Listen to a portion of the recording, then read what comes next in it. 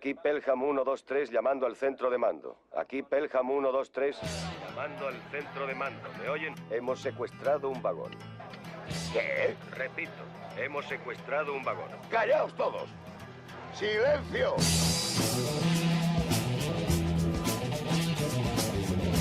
Bienvenidos a Luces, Rankia y Acción, el nuevo podcast de Rankia en el que hablaremos sobre finanzas y cine.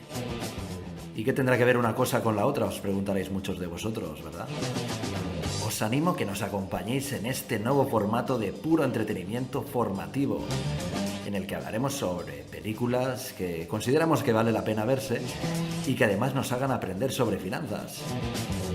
Descubriremos sus secretos y aprenderemos más sobre finanzas de una manera más amena. Qué mejor manera que aprender divirtiéndonos, ¿no? En este primer programa hablaremos sobre las películas Pelham 123 y Asalto al tren Pelham 123. Sobre todo haremos hincapié en la segunda, estrenada en 2009, que es sobre la que profundizaremos en su trasfondo financiero y que puedes encontrar en el catálogo de Netflix ahora mismo. Estas dos películas, que como después veremos, tienen una fuerte crítica social en su época, muy diferente la época de una con la de la otra. Así como la primera película de 1974 es un thriller trepidante que te mantiene en tensión hasta el último momento, el remake de 2009 nos muestra una revisión del clásico, adaptándola un poco más a los tiempos modernos de ahora, por la tecnología, por el contexto histórico. Y además esta película está rodada con la enérgica mano de Tony Scott, director de películas como Top Gun.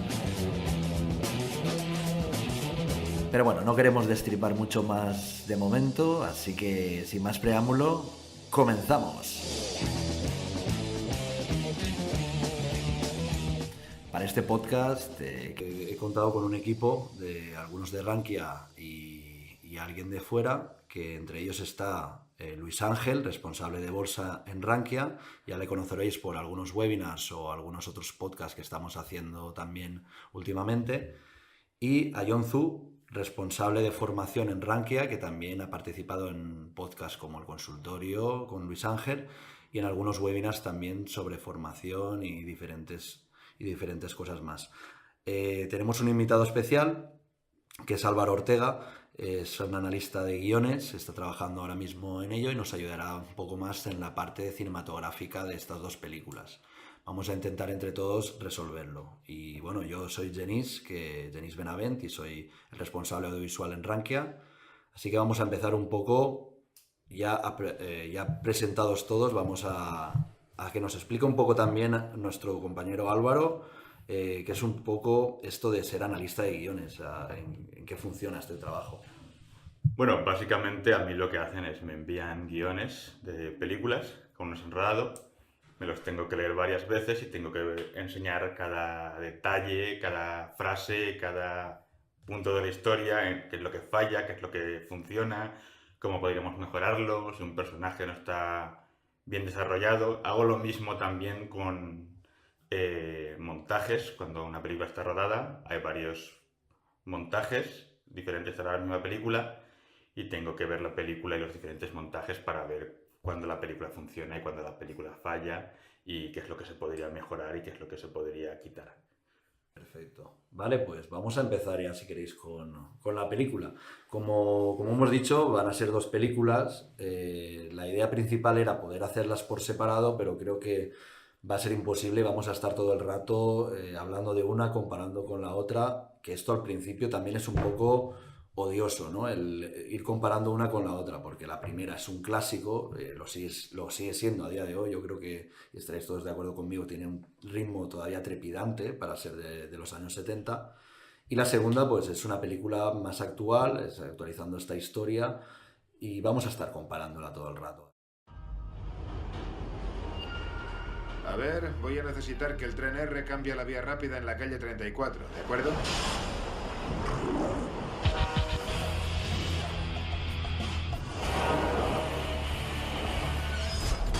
Abre la puerta ahora mismo o te mato.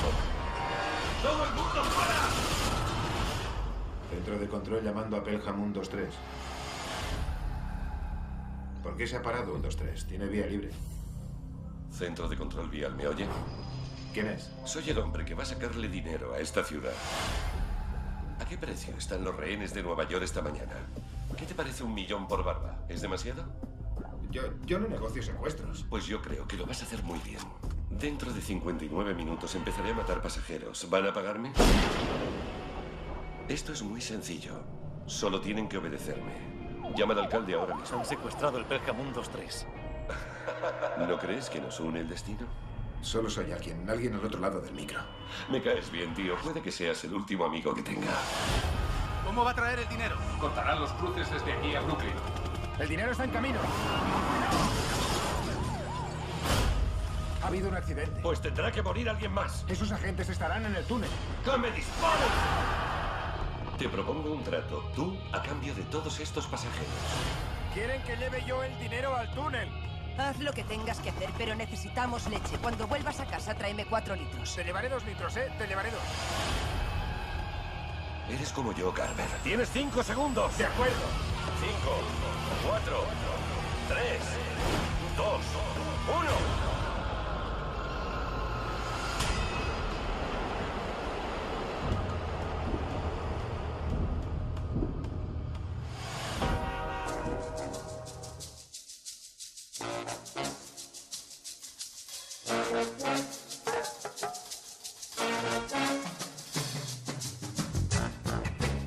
Hemos escuchado el tráiler en el que, para mi opinión, desvela demasiado. Yo creo que es de estos trailers que cuando lo has visto ya te has desvelado la película entera. Hasta me he reído mirando a Álvaro cuando dice lo de los cartones de leche, que es como, era necesario esto introducirlo en el tráiler. Se introduce todo, ¿no? Se introduce hasta, creo que hasta el cara a cara sale de ellos dos, que ya es al final de la película. Pero vamos a empezar por como toca, vamos a explicar un poco el argumento de esta película para aquellos que no la hayan visto. También avisar que vamos a destripar la película entera, vamos a contar el final y vamos a contarlo todo. Entonces, para las personas que no hayan visto ninguna de estas dos películas, os recomendamos que las veáis antes de escuchar este podcast. Así que es el momento de darle al pause, veros las películas y volver para analizarlas junto con nosotros. Bueno, ¿alguien de vosotros se atreve a contar la sinopsis de esta película?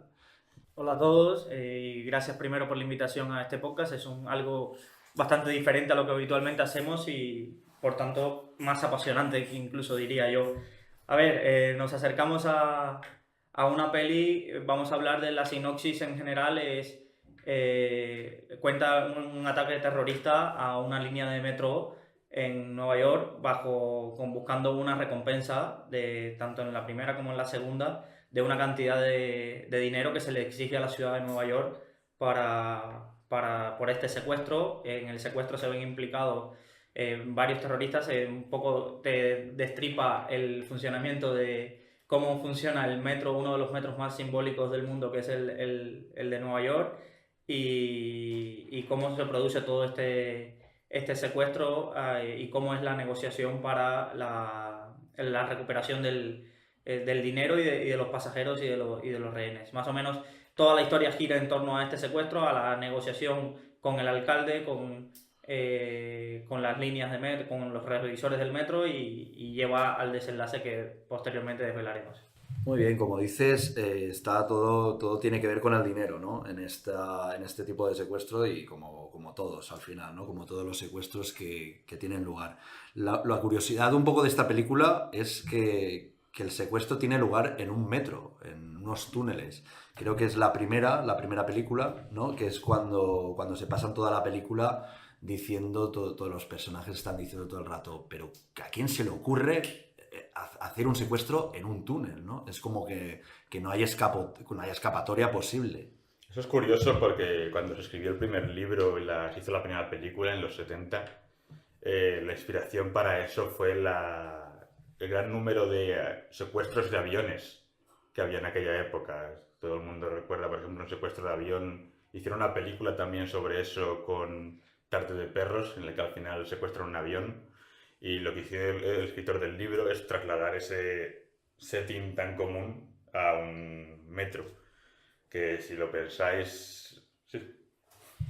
Quería comentar, disculpa que te interrumpa, Yo que provengo de Cuba, era muy habitual el secuestro de aviones por criminales norteamericanos, atacar un banco, atacar cualquier sede para recaudar dinero y aviones, y secuestraban aviones y se iban a Cuba. Como no hay acuerdo de extradición y no había relaciones, se iban a Cuba y ahí eran protegidos por el régimen cubano para este tipo de criminales. Y aún hoy todavía hay disputas. Creo que 3 de las personas más buscadas por el FBI son criminales que Cuba no reconoce que están allí, pero Estados Unidos tiene toda la información de que asaltaron bancos, secuestraron aviones y se iban a la isla. Solo a poner Se esconden allí, ¿no? Se esconden allí porque no hay acuerdo de extradición. Y entonces todos estos criminales tenían, en esa época hubo, si mal no recuerdo, si no son 2 o 3 intentos que terminaban con secuestros de aviones y terminaban en la isla. E incluso en una parte de la película creo que mencionan algo de tomar un helicóptero y irse a La Habana, en una de las 2. Ahora no recuerdo cuál. Sí,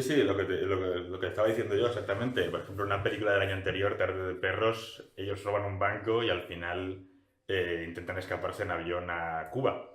Entonces el setting terrorista de aquella época, igual que aquí es el 11 de septiembre, los atentados de Madrid en un metro, lo han adaptado bastante bien para ir en aviones, y lo que hizo el escritor del libro fue trasladarlo en tren, que le da un toque bastante interesante porque la primera película, la mayor parte de la tensión es que ellos están en un secuestro y nadie sabe cómo van a escapar, y la mayoría de las preguntas que tienen la mayoría de los protagonistas, los buenos, por así decirlo, de la historia es más hacer lo que quieren porque no sabemos cómo van a escapar, no encontramos ninguna posibilidad. En la segunda no se centran tanto en eso, la tensión es más sobre el conflicto entre los 2 personajes, pero no sé, a mí me parece un buen cambio de escenario comparado con un avión o algo así. Sí, de hecho yo creo que el cambio, ¿no? que hace Tony Scott en la segunda película, además es ese, vamos a centrarnos un poco en la relación entre los personajes, vamos a crear un personaje villano totalmente diferente al de Robert Shaw en la primera.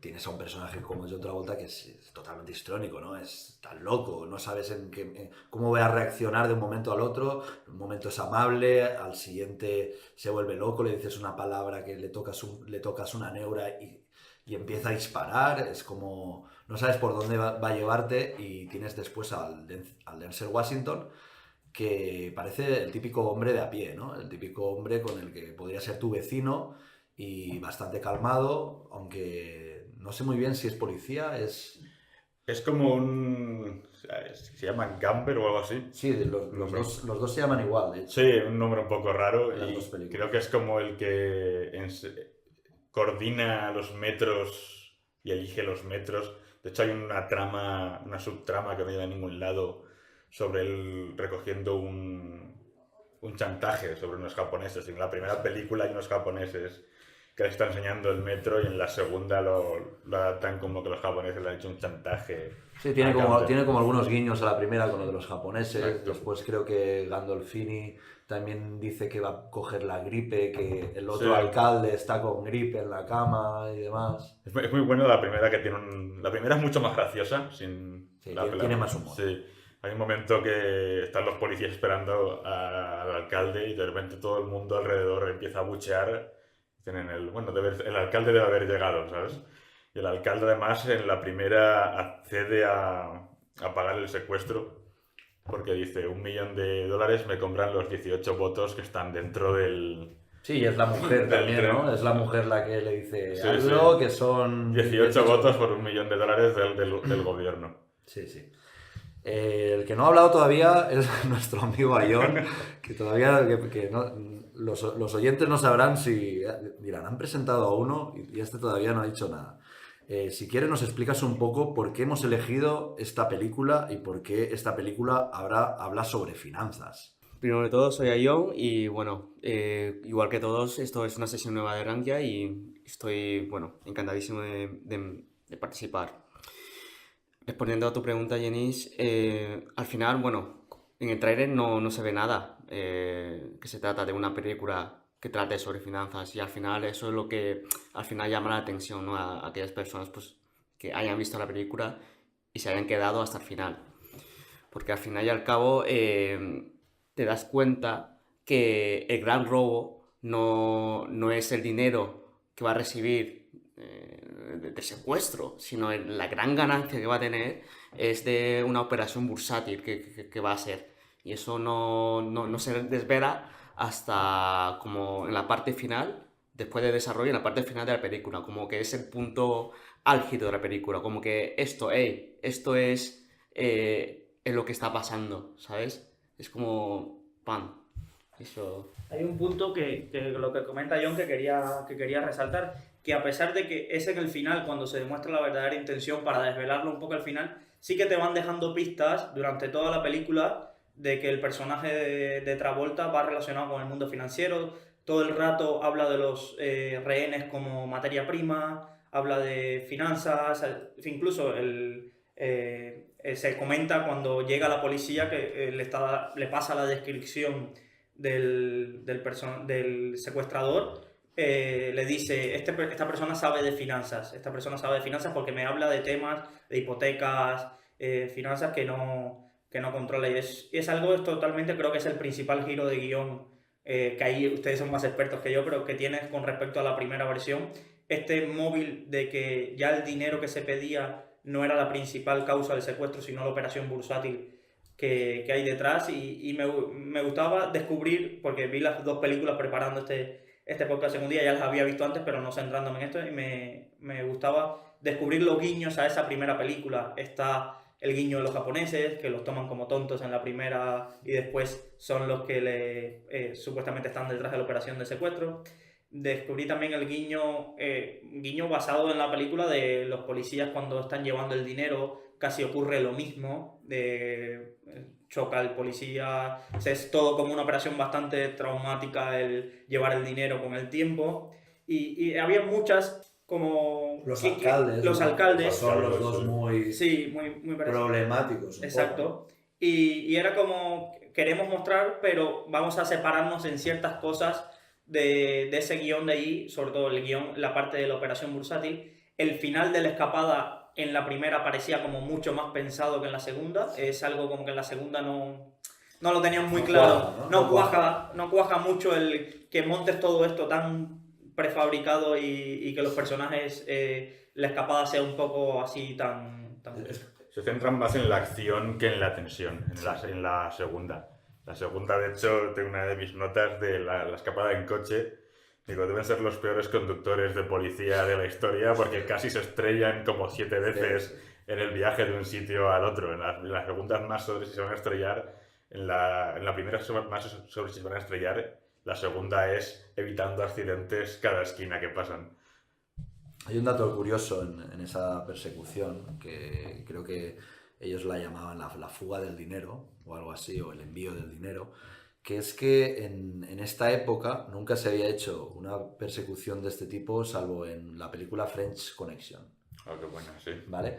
Y el homenaje que hace un poco a esta película Tony Scott es porque en French Connection hay una persecución, aparte de que hay una entre dos individuos dentro del metro, que es la única vez que se había rodado algo en el metro de Nueva York, creo. ¿No? Hay una anécdota muy buena sobre eso, que es para rodarla el metro de Nueva York de French Connection. Ellos productores fueron al metro y le dijeron, queremos rodar en el metro. Y el tío que estaba responsable dijo, no se puede rodar en el metro. Y le dijeron, ¿qué hace falta para que podamos rodar en el metro? Y el tío se lo pensó y dijo, quiero $100.000 y un viaje solo de ida a La Habana. Y dijeron, vale, le pagaron los $100.000, el viaje de ida solo a La Habana, les dejó rodar en el metro y el tío desapareció. Eso es cómo rodaron la secuencia de French Connection, la persecución en el tren. Y esta les costó bastante rodar en el metro la primera vez, porque la gente tenía miedo de que inspirara secuestros reales. De hecho, el tren Pelham 123 dejó de salir durante 10 años después de la película o algo así. Eso he escuchado y me había apuntado aquí varios datos curiosos acerca de la película. Por entenderla, para el que no la haya visto, Pelham es una estación de metro donde sale, si tengo apuntado aquí, la línea 6 del metro que va desde la bahía de Pelham hasta el puente de Brooklyn. Y entonces, ¿por qué se llama Pelham 123? Los trenes, para el servicio de seguimiento de los trenes en ahí central donde ocurre toda la acción, los trenes se denominan por la estación de salida y un código según la hora que salgan. Entonces Pelham 123 representaba que era el tren que salía de la estación de Pelham y 123 era la hora de salida del tren. Para los que sean un poco más frikis o vayan a Nueva York y demás, Pelham se encuentra situado al norte del barrio del Bronx y termina casi en el puente de Brooklyn que conecta Manhattan con este barrio de Estados Unidos. También me tenía apuntado esto que comentabas de que durante mucho tiempo los maquinistas han intentado evitar la salida de la estación de Pelham exactamente a la 123 por los posibles que alguien conmemorando la película o que alguien ahí pudiera intervenir. De hecho, va más allá, aparte de quitar el de las 13:23 y el de la 1:23, porque los del metro de Nueva York les pidieron a la película un seguro antisecuestro de $75.000 por si a alguien se le ocurría secuestrarlo, tenían que pagar esto. Que siempre hay algún friki, ¿no? Que hace estas cosas y ve las películas y dice, pues lo voy a hacer, ¿no? Parece fácil. Aunque en un principio, ¿no? Parece que todo sea imposible. Sí que es verdad, arreglo lo que comentabais antes, que en la segunda película, cuando salen del metro, es como, parece que tengan un plan súper bien pensado, pero en la primera parece que esté mejor pensado. En la segunda salen a los dos tíos que van con los macutos, los acribillan en la calle, como los han encontrado enseguida. Y John Travolta es que casi se cruza por la calle en Nueva York con el otro. Es que no tiene mucho sentido tampoco, ¿no? Yo le echo la culpa al personaje de John Travolta. Así como el primer personaje en la primera película lo ves, es más amenazante y está tranquilo porque sabes que lo ha calculado. La audiencia no sabe lo que va a hacer, pero él está haciendo crucigramas o algo así, si no me equivoco. Sí. John Travolta... Y este es mi mayor problema con la película, la segunda, que parece demasiado, como te has dicho antes, que era loco, que no sabes qué va a hacer en cualquier momento y cómo va a reaccionar. Y me costaba creerme que un tío así hubiera planificado todo esto tan bien, ¿sabes? Es un tío que lo pintan como un planificador de un asalto de 10 millones y luego al mismo tiempo lo pintan como alguien que no sabes cómo va a reaccionar y que improvisa mucho y todo. Pero se justifica bastante también porque te cuentan un poco que él ha estado en la cárcel, ¿no? Y le ves con esa estética muy con un tatu en el cuello. De John Travolta haciendo de malo. Sí, que a mí me encanta, ¿eh? John Travolta haciendo de malo tiene una vis rara, ¿no? Una vis cómica también un poco que me gusta. Lo que pasa que en esta película, claro, es inevitable compararlo con ese Robert Shaw calmado, calculador, que ves en la primera y que gusta tanto, mucho más a lo mejor que este villano que no te aporta tanto, bueno, además. Robert Shaw venía a hacer de villano en una película, la del golpe, que ganó el Oscar a Mejor Película. Entonces era el villano por excelencia de 1970 hasta que hizo Tiburón y fue Quint. Y fue un héroe, ¿no? Sí, de las mejores películas de la historia. Robert Shaw era conocido como el villano del cine de los 70, ¿sabes? Me gusta el dato de la mejor película de la historia. Ya lo he dejado, si a alguien no le parece bien. Que llame. Pensaba que la mejor era Jumanji, pero bueno. Parece que Footloose. Pelham 123 al centro de control de vías, ¿me reciben? Sí, le recibo, Pelham 123. Aquí el centro de control. ¿Quién es usted? Soy el hombre que va a hacer temblar a esta ciudad. Soy el hombre que le va a dar a esta ciudad un desafío a muerte. Ahora mira hacia arriba. Mira tu pantalla y dime qué ves. ¿Ves lo que he hecho? Lo veo. Con mis recursos humanos es más manejable un vagón que 10. El señor maquinista te lo va a explicar. Dile qué tenemos aquí. Tienen rehenes, muchos. Sí, tienen ametralladoras. Sí, es Jerry. Pues bien, porque esto es lo que se llama una transacción en líquido. Entiendes lo que son los bienes mercantiles, ¿verdad? Ya sabes, fondos de inversión, oro, petróleo. Oiga, no quiero molestarle, pero a lo mejor no soy la persona con quien debería hablar. Claro que sí, eres exactamente con quien quiero hablar. Ahora quiero que mires la bolsa y que me digas cuál es la tasación actual de un rehén en la ciudad de Nueva York. ¿Te parece demasiado $1 millón? A mí sí. Es una horterada. Ahora saca la calculadora. ¿Tienes una? ¿Tienes calculadora? Sí, tengo una.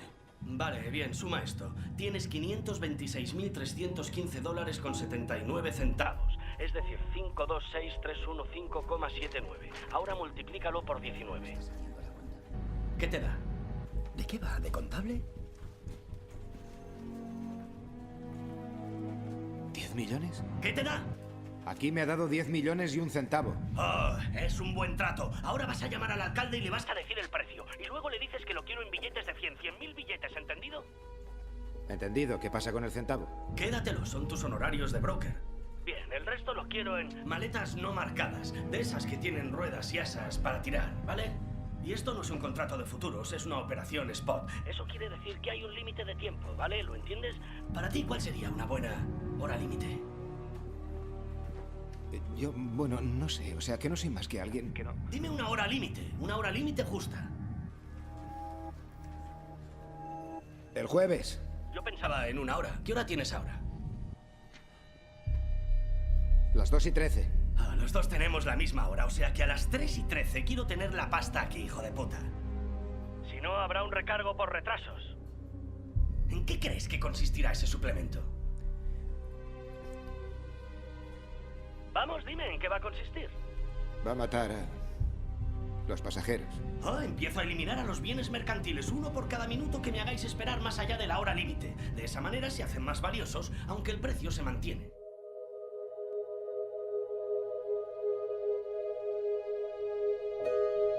Yo tengo una pregunta para la gente de economía. Lo que has dicho tú al final es sobre una operación económica, no sobre el robo de los 10 millones. La operación económica va sobre cómo el precio del dólar baja y el oro sube, si no me equivoco. No. ¿No? A ver, explicarme eso. Es algo que también se desvela un poco y vamos a notar las diferencias. En la primera se trataba de un secuestro de $1 millón, ¿vale? Y en la segunda ya cambian a por 10 millones. Esto es algo que me resulta. Y es algo gracioso porque he estado haciendo el cálculo y la diferencia entre $1 millón en 1973, sí, lo que es la primera película. 74. 74 salió, 73 se debería rodar. 73 se debería rodar, que es creo que también la parte que está escrita. Hubieran sido en esa época casi $5 millones. Es decir, al cambio de la inflación. Saben que con el tiempo el dinero va perdiendo por la inflación, entonces hubiera sido 5. Y aquí saltamos a 10 millones. Pero todo era una tapadera para la operación bursátil que le estaba realizando. Él se había puesto alcista en oro. Entonces, ¿cuál es el sentido de esta operación? Porque si veis, durante toda la película, lo primero que vemos es un ordenador donde él está consultando una web. Bastante me asombra ver esas webs. Yo que en Cuba no tenía acceso a Google en esa época. Ver esa iGoogle se llamaba el buscador y donde veía las finanzas. Y entonces toda la película siempre te ponen los 3 índices principales de la bolsa americana. Entonces, lo lógico a pensar sería que él se había puesto corto de estos índices. Ponerse corto de estos índices significa que le está apostando a que esos índices bajen. A través de cualquier instrumento financiero que permita esto, que le está apostando de que aparecían siempre los 3 y el alcalde sale mirando los 3 índices. Sí, que estos son, sale justo además en la mitad de la película es cuando el alcalde habla de eso. Los que aparecen son el Dow Jones, el Dow Jones, que son Nasdaq, sí, y el SP500. Para los que nos estén escuchando y tengan un poco de idea, son los 3 mayores índices de Estados Unidos. El Dow Jones son las 30 empresas más grandes de Estados Unidos. El Nasdaq, Nasdaq es una bolsa, pero además crea índices, y el Nasdaq 100 son las 100 empresas tecnológicas más grandes de Estados Unidos, y el SP500 las 500 empresas más grandes de Estados Unidos. ¿Vale? Por simplificarlo mucho. Entonces, toda la película se basa en la idea de que, vale, este está corto. Vas infiriendo, si sabes un poco de finanzas, dice, este está haciendo una operación que se beneficia si la bolsa cae. ¿Qué pasa? Que cuando la bolsa cae y el dólar pierde valor, lo que ha pasado históricamente es que el dinero se va a valores refugio. Claro. ¿Qué se consideran valores refugios? Generalmente se considera valor refugios la deuda americana a 10 años, pero al ser un atentado terrorista en Estados Unidos, eso no puede ser refugio el propio Estados Unidos si su bolsa está cayendo. Entonces, ¿qué otros valores refugios por excelencia existían? El marco alemán, la gente se iba a comprar marcos alemanes o a comprar oro. El oro siempre ha sido el valor refugio por excelencia ante grandes crisis. Y entonces, al final del todo, te desvelan la trama, que él huyendo en el taxi consultando su operación ahí, de que la verdadera posición donde él estaba era una operación alcista de oro, buscando ese refugio de la gente en el oro. Una pregunta sobre eso. Él pasa de tener 2 millones a 307 en un día. ¿Eso es posible haciendo eso? Obviamente sí, pero entiendo que seguramente no estará comprando oro al contado, seguramente tendrá alguna operación financiera apalancada, de manera que los beneficios y las pérdidas se multipliquen. ¿Qué significa esto? Ahora sí, Explícanos un poco para tontos. Pues mira, es que en finanzas existen unos instrumentos financieros que realmente tú no apuestas realmente el dinero que tú necesitas como garantía para ese producto. Apuestas apostando un valor muchísimo mayor. Y ese valor mayor puede ser por 5, por 10, por 20 o en ese momento hasta por 100 o hay bloques que hasta permitía por 400. Es decir, por cada euro que tú, en acciones por ejemplo, por cada euro que hubieras ganado una plusvalaría de una acción, se multiplicaba por 5, por 10, en el caso que tuviéramos una operación apalancada de por 5, por 10, por... Un casino. Sí, lo voy a explicar, Aion lo ha explicado bien, voy a intentar simplificarlo un poco más. Pensemos que tenemos una acción, que compramos una acción que vale 100 euros. Si en el mundo normal y de la bolsa, si tú compras una acción que vale 100 euros, si pasa de 100 a 101, tú has ganado 1 euro. Sí. ¿Qué pasa? Que la operativa apalancada te permite de que tú no necesites tener los 100 euros para comprar la acción. Tú necesites, dependiendo del ratio, tú necesites 20 euros, 10 euros o hasta 1. En el caso de que necesitaras solo 1 euro para comprar la acción, estaríamos 1,100 apalancado. ¿Y qué implicaciones tiene estar 1,100 apalancado? Que tú solo has puesto 1 euro y has comprado una acción que vale 100 euros. Los otros 99 te los ha prestado el broker. ¿Qué pasa si la acción pasa de 100 a 101? Tú en vez de ganar 1 euro, habrás ganado 100 euros. ¿Qué pasa al contrario? Si va a 99, tú habrás perdido 100 euros. 100 euros. Pero tú solo has puesto 1. Y esto es lo que permite estos grandes saltos que te ven en la película de que él puso 2 millones y de pronto se convirtieron en 307. Esto te indica de que a través de... Hay varias maneras para hacer esto. Opciones, futuros, CFDs, que son los que permiten un mayor apalancamiento. Son 3 productos distintos, pero que te permiten este tipo de operativa. Ahora, los CFDs en la época que se rodó la película no estaban tan especializados, entonces lo básico que se realiza sobre el oro son contratos de futuro sobre oro, que también se da entrada al inicio de la película, porque dice, al inicio de la película pasa muy desapercibido, pero lo tengo aquí apuntado, que habla de términos del contrato de futuro. Dice, esto no es un contrato al contado, esto no es pago al contado, esto es un contrato de futuro. Esto no es un contrato de futuro, es un pago al contado. Cuando le pregunta la cantidad, que cuándo la quiere y demás. Entonces, ahí deslizan que la persona sabe de futuros. Y por eso, no se menciona nunca, pero yo creo que lo que utiliza, el instrumento financiero que utiliza para obtener ese apalancamiento son los futuros del oro, que en aquella época sí estaban, y además en Estados Unidos este tipo de contratos de futuros son muy habituales, más que en España. Un contrato de futuro puede tener un apalancamiento de 150. Sí, depende del movimiento, ¿no? No piensa que estás analizando que él tenía 2 millones y que se fue a 317 millones, pero no te ponen nunca la variación de cotización que se movió el oro en ese día. Sí, pero fíjate que el Nasdaq, el Dow Jones caía entre un 6 y un 7%. Sí, la época es importante en esta película, justo después de la crisis inmobiliaria, la crisis económica mundial. Sí, explotaron en 2008. Esta película se rueda justo, confírmame la fecha. En marzo del 2008 empezaron no a rodarla, pero a preparar a todo el equipo. Yo lo que creo con esta película es que la tenían bastante tiempo en preparación. De hecho, hay un escritor que hace varias versiones del guión. Y yo creo que cuando la crisis empezó, dijeron, esta película es la película para sacar ahora.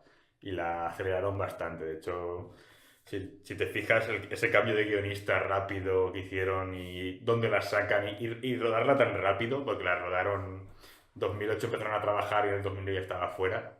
Es como, hay que sacar esta película ya, que es la película que ahora toca en el momento de la crisis económica. Vamos a poner a un tío de Wall Street malo, vamos a ponerle que le culpa al gobierno, vamos a poner que el gobierno tampoco sea bueno.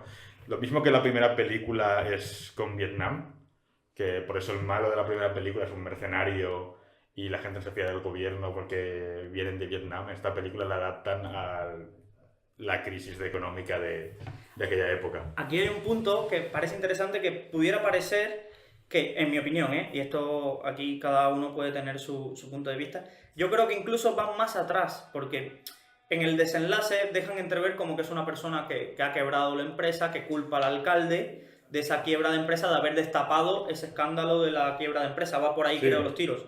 Creo que va por los tiros. En Estados Unidos, entre 2000 y 2002, olvidémonos del 11S, que también puede ser un guiño al 11S y el impacto del 11S. Sí, mencionan a Rudy Giuliani, que era el alcalde de Nueva York Exacto. en aquella época.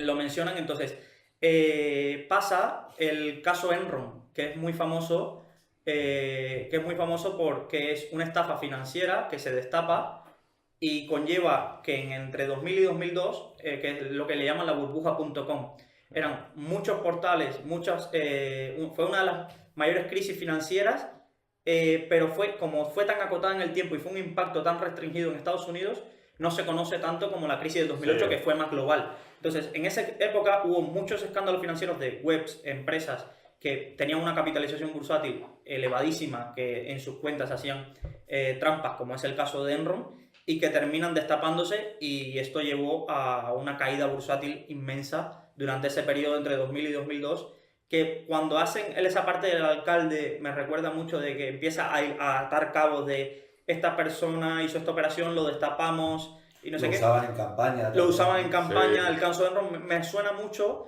a ese caso y la utilización de ese caso Que además es el alcalde el que se da cuenta de lo que está haciendo, que a mí me preocupó un poco porque dice, lo que está haciendo es cogiendo este dinero y invirtiéndolo en esto, y todo el mundo, los tontos como Jenis y yo, dice, ¿eso cómo lo sabes? Dice, cualquiera que sepa de economía Se ríe, sabe esto y se nosotros. ríe. Y yo, ¿por qué el alcalde sabe esto? ¿Por qué el gobierno está tan metido en eso? Y hay un momento que da hasta un poco de miedo el alcalde cuánto sabe De hecho, de todo esto. de hecho es curioso lo que dices. Efectivamente, el alcalde, de hecho, sabe de economía y cuando te lo descubren dice, hey, vamos a vigilar las opciones put. Pero ese alcalde no era tonto porque, de hecho, en las primeras escenas que se demuestra, digo, habían cosas simples y tal, digo, hey, ¿tú cómo sabes esto? Tal. O sea, se demostraba como un tío gilipollas. Sí, un tío que ha perdido ya toda la fama con los como alcalde, votantes. como ese típico... Que se quiere retirar ya. Tiene líos de un- faldas. Sí, exacto. Y el tío pues sabe de bolsa y sabe de opciones put.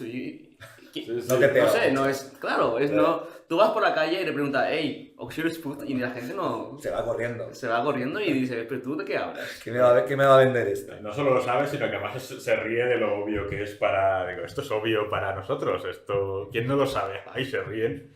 Se queda Se ríen hasta del espectador, ¿no? Denzel Washington ahí, dice, yo sobornándome por 35.000 pavos, que tiene mucha gracia también que el personaje de John Travolta se intenta equiparar con el personaje de... Dice que son iguales. De Denzel Washington, que son iguales, cuando obviamente cualquiera que... $35.000 con los 10 millones que intenta robar uno son bastante distintos, pero él en su mente se ve también como una víctima de esta crisis, ¿sabes? Además que al final el personaje de Denzel Washington también dice... Iba a elegir ese vagón al final, Sí. ¿no? El de los japoneses. Iba a elegir ese, pero bueno, me dieron dinero, pues lo cogí y ya está. A mí es que eso me parece el guionista intentando meter drama y al mismo tiempo que no deje de caerte bien el personaje principal. Sí. Porque no puede caerte mal el personaje principal porque si no te dejas de interesar por la historia, ¿sabes? Además que meten a ese compañero tocapelotas, ¿no? Que está todo el rato tocando las Sí. pelotas, para que te caiga mal para ese que te caiga bien, y sí. te caiga bien este. De hecho, la mayor diferencia he estado viendo, los dos guionistas que hicieron esta película, uno es David Coeb, que escribió Jurassic Park, que escribió Misión Imposible, y luego ha escrito películas horribles como... ¿Cuál es la peli tan horrible que ha escrito este tío? No me acuerdo. Han escogido dos guionistas que han escrito películas impresionantes y películas horribles. Y el primero decía, yo intenté hacer la relación entre los dos, entre Travolta y Denzel Washington, como relación entre el bien contra el mal.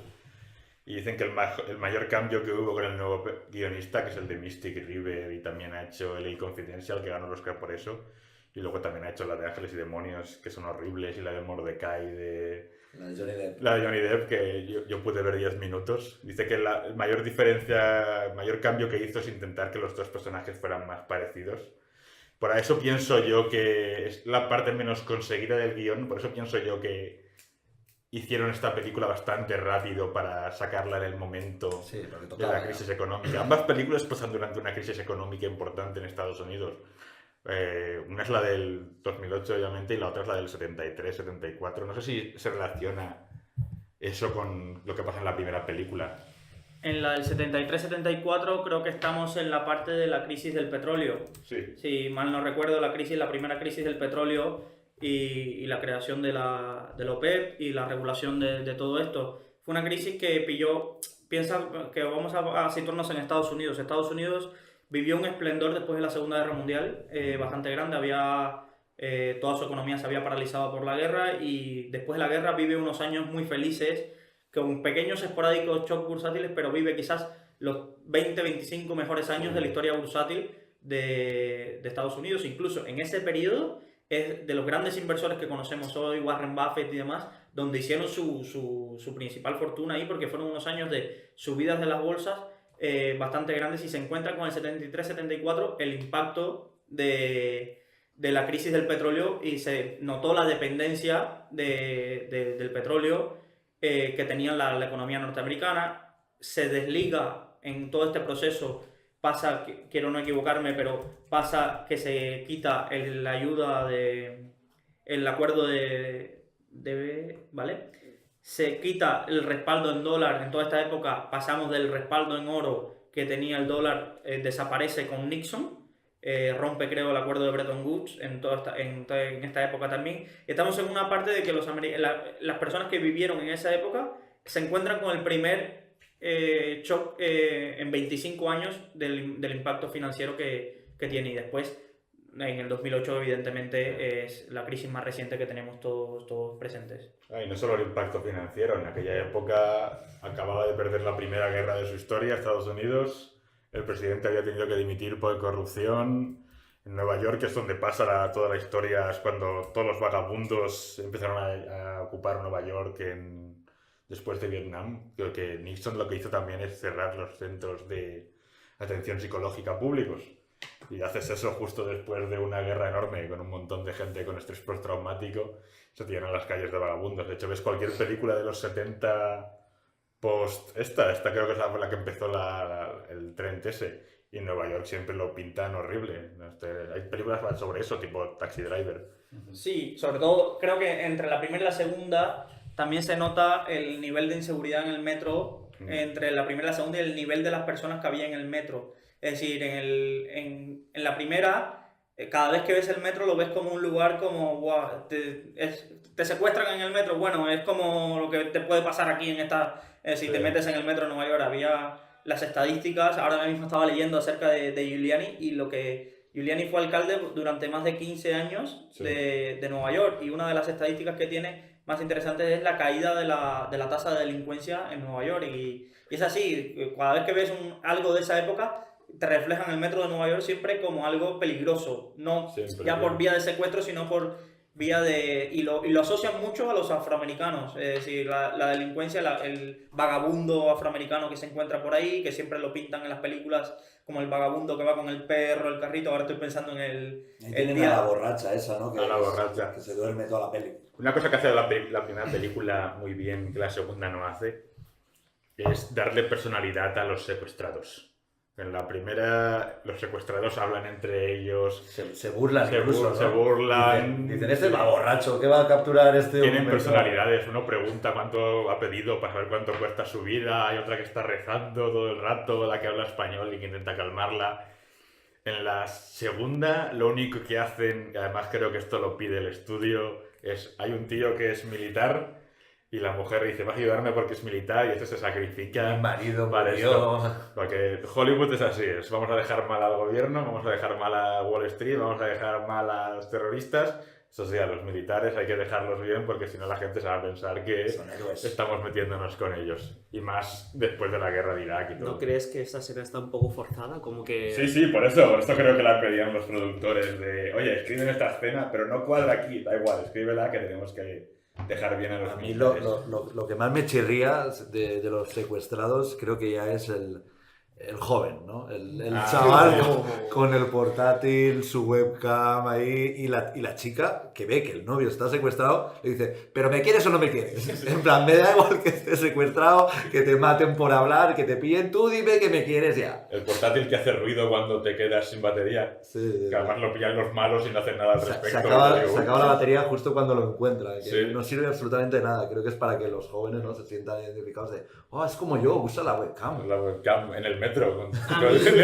A mí lo que me quedó es ese punto de, a ver, ya esto es ir al extremo de cómo tenía wifi el chaval para estar viendo a la chica con la webcam. Poner una antena a ellos, poner una antena. Sí, pero antes él ya estaba viendo a la chica. Claro, antes él ya estaba viendo a la chica. Con mejor conexión. Con mejor conexión. Luego ponen una antena y ahí sí tiene sentido que se siga transmitiendo y demás, pero un ordenador con wifi en 2008 en el metro de Nueva York es un poco forzado porque luego ellos ponen... Y hoy en día tampoco. También te digo, no sé exactamente la línea 6, cómo funciona, pero la mayoría de la línea metropolitana y tal, en Nueva York, hay mucho por exterior. Hay mucho por, es lo que decíamos, ¿no? Como Fresh Connection, sale por fuera y como una especie de, hacen como puente, Fresh Connection, van por abajo con la persecución, ¿no? Yo creo que... No sé si ahí igual hay más cobertura, no sé. Estoy intentando justificar también una peli que... La peli se toma varias licencias, como por ejemplo cuando matan a uno sin querer, que es un camino esforzado, hay una rata que muerde a uno y lo mata, y justo le da y además está apuntando a que no está haciendo nada, ¿sabes? Luis Guzmán. Luis Guzmán, sí, exacto. Ahí hay un punto de que yo siempre, es una licencia, pero yo siempre cada vez que veo una peli americana, que hay un secuestro o una historia de asesinatos y demás, al latino y el negro duran poco en la película. Y esta película lo cubre a la perfección. Primero matan al latino que estaba ahí manejando aquello, el maquinista y demás, este latino que no ha hecho un personaje bueno en toda su vida, porque en toda la serie sale de narcotraficante y aquí hacen una licencia de que el negro es el del ejército y demás, tomado en el buen sentido de la expresión. Y que parece que digo, pues este va a ser el salvador del tren, pues nada, el heroico y dura, es decir, no duran nada en las películas estas, en las películas... Las de terror menos. Sí que es verdad que lo que decías de Luis Guzmán nunca ha hecho de bueno, creo que en esta tiene sí que tiene un poco de buenos. Tiene un poco de bueno en esta también, ¿no? Que es como... es el que les ha dado acceso ahí un poco, es el que entiende porque era maquinista y ha estado en la cárcel, suponemos que contra Volta, han hecho el plan en la cárcel y tal. Y aquí es como cuando ve el tinglao se arrepiente un poco, ¿no? Está todo el rato en plan, voy a morir, la que he liado... Eso es una llamada a la primera película también, que el actor el que hace el personaje de Luis Guzmán, no me acuerdo de su nombre ahora. Era el señor Gris, ¿no? Sí, que tiene un Oscar ese actor por 12 hombres sin piedad, y no me acuerdo su nombre, pero también dice un momento, creo que voy a morir hoy, ¿sabes? Y luego... Es el resfriado, ¿no? El spoiler es el único que se salva de todos, ¿sabes? Mola mucho la muerte de Robert Shaw en la primera, que se autoejecuta con las vías del tren. Con el tercer rail. Que es el que lleva bueno, en los metros hay un tercer rail que es como el cable, que es el que alimenta la electricidad de los trenes estos. Entonces, claro, es de alta tensión, si lo tocas... Parece que va a ser graciosa la muerte y la hacen bastante elegante. Sí, porque no le muestran la cara. No le muestran la cara del electrocutado, se la muestran ya al final. Ni el esqueleto que se ve a través que podrían, porque en esa época a veces, ¿no? Exacto. Te sacan ahí los efectos esos. Sí que es verdad que ahora que has comentado lo del tercer rail cuando grabaron la segunda película la quisieron rodar de verdad en los túneles de Nueva York. Es la película que más ha paralizado, bueno, yo creo que era una vía especial o algo, pero los trenes estaban pasando. Tuvieron que hacer un curso intensivo de 8 horas, todo el equipo, 400 personas, para poder bajar ahí, y hay una encargada o una persona encargada en la línea de metro de Nueva York, que es la que se encarga de hablar con las productoras para poder rodar ahí. Dice que es el rodaje más grande que se ha hecho en el metro de Nueva York, es el de esta película. Tony Scott estaba empeñado en bajar ahí, que se note la suciedad, no crear un plató, que estén pasando los trenes ahí, que se sienta la tensión, ¿no? El ambiente y la oscuridad que hay ahí. Entonces tenían que poner colchonetas a estos raíles para que pudiesen moverse por encima todo el equipo. Después las quitaban, iban moviendo. Creo que tardaban como 1 hora o más no, 1 hora de que creo que eran hasta 5 horas entre toma y toma, entre escena y escena para cambiar todo. Y siempre decían que tienes que estar con el peligro en la mente, porque en el momento que te descuidas, dicen que la mayoría de accidentes que hay ahí es de gente que lleva 20 años trabajando ahí, porque en el momento que te descuidas, pues sacas la cabeza y te arrolla 1 metro, ¿sabes? O tonterías que como ya es tu vida cotidiana, ya te has acostumbrado y ya no estás tan pendiente, no tienes ese temor constante. O sea, y es muy común que te demanden si eres una empresa y alguien sale herido. Nosotros en un rodaje en Los Ángeles siempre lo primero que se hace al día es una reunión de seguridad. De las salidas de incendio tienen que estar siempre libres, porque en un rodaje tienes muchas luces, tienes muchas cosas. Nunca puedes dejar nada en salidas de incendios, en caminos de incendios. Siempre, si tienes, creo que más de 50 personas o algo así en un rodaje, tienes que llevar un bombero, un camión de bomberos por si acaso. Ahí la seguridad lo llevan bastante porque les gusta demandar, ¿sabes?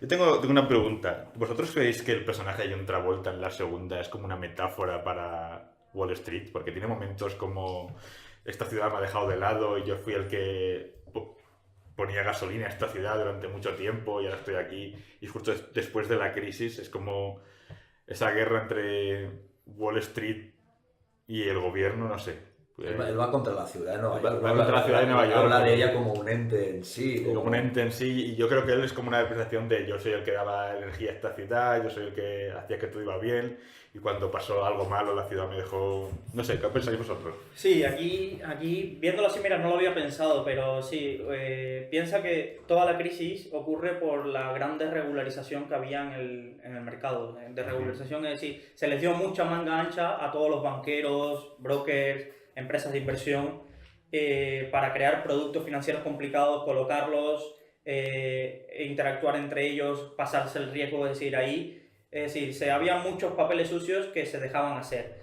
¿Y qué pensaban estos banqueros? Hay muchas pelis relacionadas de esta época, como Too Big to Fail, hay varias que se rodaron justo después de la crisis, que te dejan ver esta parte de pensábamos que éramos impunes, es decir, teníamos una cierta sensación de impunidad de que, vale, nos lo están permitiendo porque somos los que estamos llevando adelante el país, nuestros negocios dan empleo, dan esto y tenemos como manga ancha para hacer todo esto. ¿Y qué pasa? Que la realidad fue que hace poco estaba viendo un documental de HBO que seguramente veremos sobre la crisis financiera que se llama Panic, que me parece muy interesante porque te le cuenta la parte contada por ellos y la sensación que te da es que ellos nunca pensaron que los abandonarían. Siempre pensaron que la Reserva Federal acudiría al rescate, que el gobierno acudiría al rescate y no los dejarían caer. Y es un poco la parte de cuando los dejaron caer y toda esta gente se vieron en la calle, Lehman Brothers quiebra, AIG quiebra, Fannie Mae, Freddie Mac son rescatados por el gobierno. Es una sensación de me dejaste caer y ese cierto resentimiento piensa que los empleos en Wall Street son de los mejores casi pagados en Estados Unidos, son gente que pasa del todo a la nada,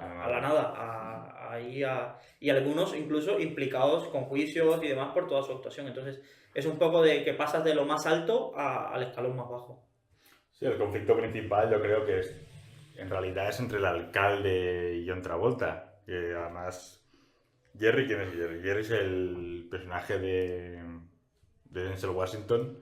Y John Travolta en un momento dice que la ciudad de Nueva York es la que ha matado a Jerry, porque tiene problemas económicos. No, es el maquinista. El maquinista. Maquinista. Es verdad, Luis Guzmán.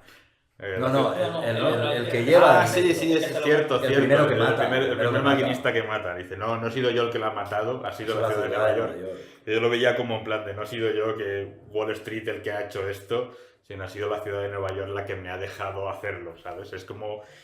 evadiendo responsabilidades. Yo creo que la mayoría lo más interesante del personaje de John Travolta es que siempre intenta eludir responsabilidad sobre lo que ha hecho, tanto antes como lo que está haciendo ahora.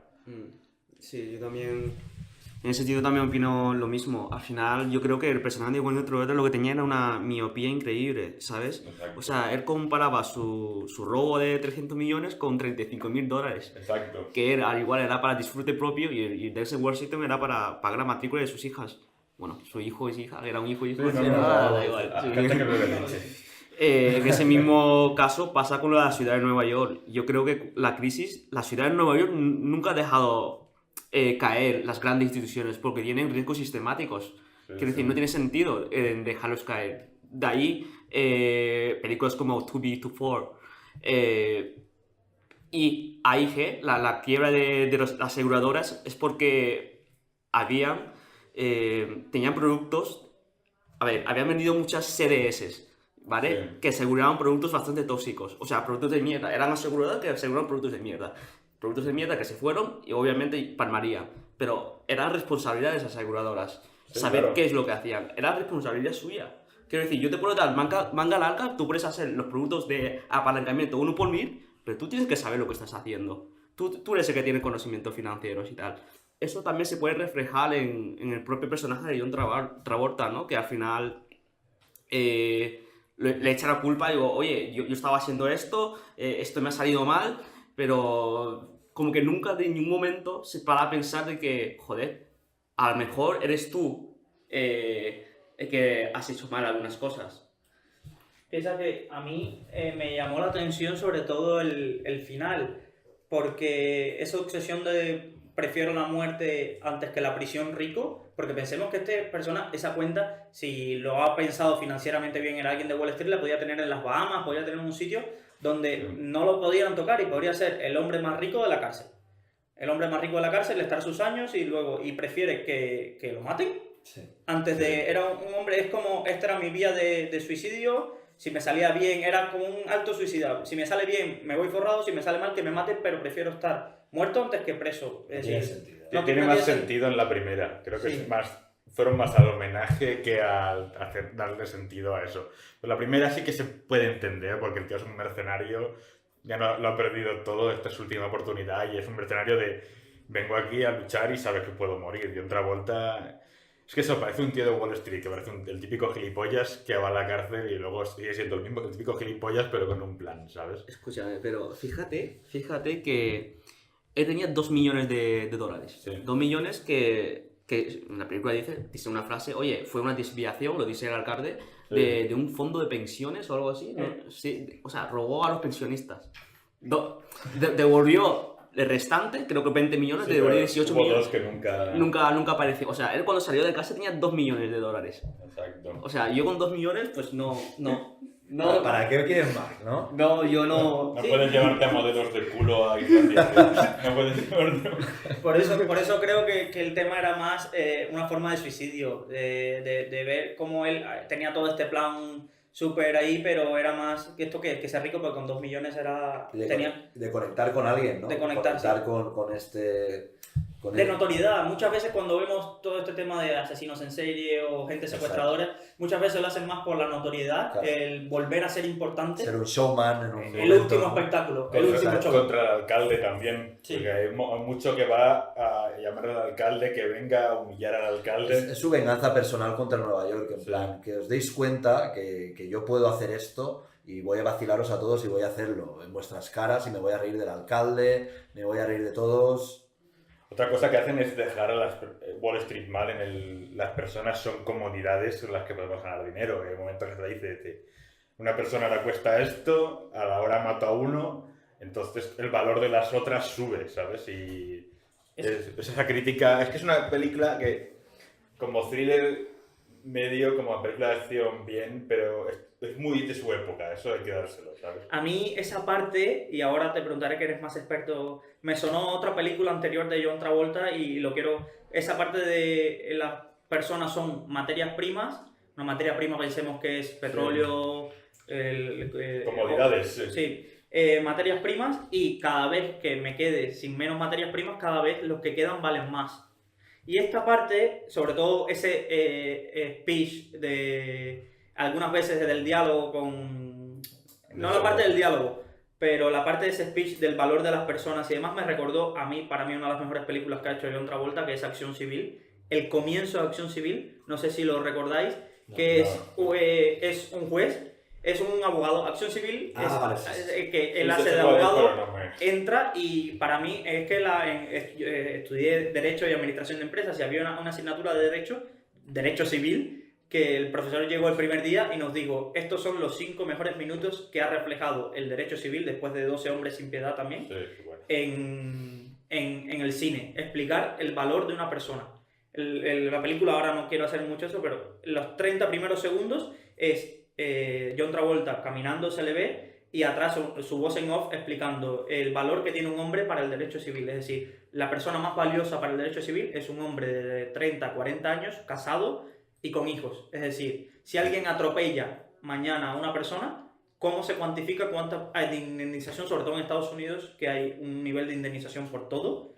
¿Cuál es la persona que más es valiosa? ¿Un abuelo, un niño? ¿Por quién se paga más? Y entonces él te explicaba por qué el hombre casado y con hijos era la persona más valiosa en el derecho civil. Y ese speech de ponerle valor a la vida de una persona me recordó mucho a mí esta película, sobre todo porque para mí, ahí ya ustedes son los expertos, Travolta ha ido verdaderamente en decadencia, quizás por los papeles que le ofrecen o por los que hacen. Tiene resurgires, pero sí, ahora con alguna película de boxeo que sale por ahí. Ha aprovechado la cienciología muy mal. Sí, ¿sabes? Así como Tom Cruise ha sacado de la cienciología todo lo que puede, Travolta lo ha usado muy mal. No, pero lo que dices del valor de la persona, también lo hacen en la primera película, que hay un momento que los rehenes piden: oye, ¿cuánto dinero has pedido? Y el Robert Shaw dice: ¿a ti qué te importa? Y dice: no, quiero saber cuánto cuesto. Y entonces Robert Shaw se lo dice, que yo pensaba que no se lo iba a decir, pero se lo dice. Es un momento de esos que humanizan al villano. Todos sabemos ya lo que está ocurriendo en el metro, ¿verdad? De modo que el problema a tratar es si pagamos el rescate o no. Phil, ¿qué opina usted? Bien, estamos movilizados y puedo bajar ese túnel con armamento suficiente como para aniquilar a un ejército, pero la seguridad de los rehenes no puedo garantizarla. Luego usted opta por pagar el rescate. No queremos que maten a nadie, ¿verdad? ¿Su voto es sí? Me abstengo. Claro. ¿Barney? La seguridad de los pasajeros es lo más importante para las autoridades del metro. ¿Y su voto? Que se paguen esos dólares. Esos dólares, si fueran unos miles de dólares, yo pagaría, pero se trata de 1 millón. Un 1 seguido de 6 ceros. ¿Qué piensa, pagarlo de su bolsillo? Vamos, hombre. Deja de hacerse el pobre entre nosotros. ¿Cuál es su voto? No me atrevo a decidir todavía. Sí, se atreve. Vamos, vote. Mi preocupación son los contribuyentes, el presupuesto. Es lo que digo siempre, millones para la defensa. Pero ¿y lo demás? ¿Acaso no cuenta? Dígame, ¿no cuenta? Eso es un no. Está bien. Acaba de oír a los 3 magos de Oriente. ¿Qué decide usted? ¿Cuál cree usted que será la reacción, Warren? ¿Reacción de quién? Pues de todo el mundo, del hombre de la calle, de la prensa. Se refiere a los votantes. Ya sabe usted lo que van a decir. El Times le apoyará, el News le condenará y el Post, como siempre, nadará entre 2 aguas. Los ricos le apoyarán igual que los negros y a los puertorriqueños les tendrá sin cuidado. De modo que déjese ya de rodeos. Y usted acabe de una vez de atosigarnos, Warren. Se supone que vivimos en una democracia. Estamos tratando de gobernar una ciudad, no de alardear de democracia. Al, convénzase de una vez. Hemos de pagar. Jessie. Jessie, ¿tú qué opinas? Ya sé que $1 millón es mucho dinero. Sí. Pero piensa en lo que vas a recibir en recompensa. ¿Qué? 18 votos seguros. Está bien. Bien, Warren. ¿A qué está esperando para conseguir el dinero? Aleluya. Señores, ya lo han oído. Phil, comunique a esos tipos que vamos a entregarles la pasta. Bien. ¿Con qué banco trabajamos más? Con el City National Trust. Voy a llamarles. Yo les llamaré. Perdería usted 1 hora tratando de rebajar el porcentaje del interés. Déjelo usted mismo. Jessie. Lo he resuelto con diplomacia, ¿eh? Como un auténtico Maquiavelo.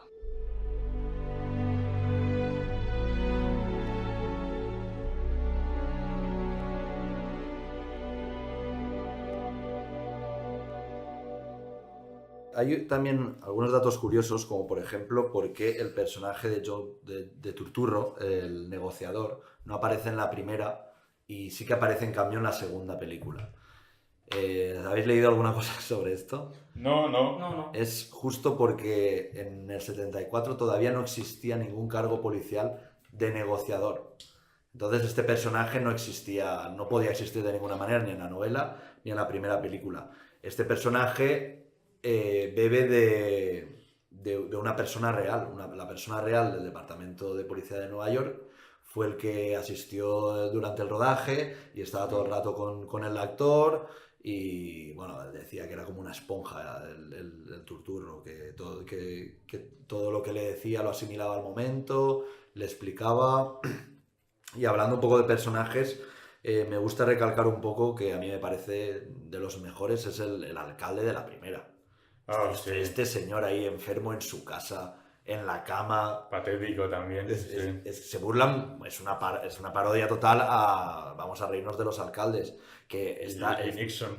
Que está tirando los pañuelos por la escalera, en plan, que aquí va a venir el siguiente alcalde.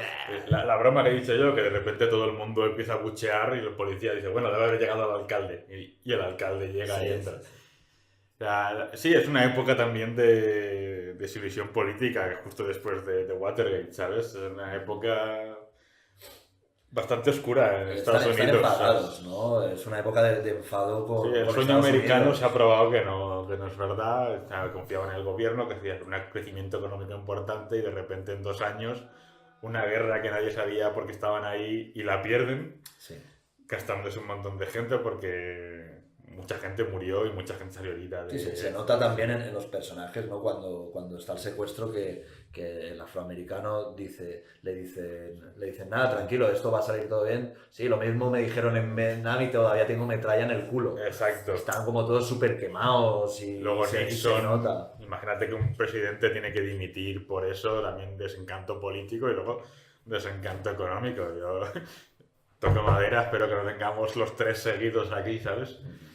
Aquí, de los datos curiosos, ahora que estamos en esta parte de los datos curiosos, lo primero que siempre me llama la atención es que es basada en un libro.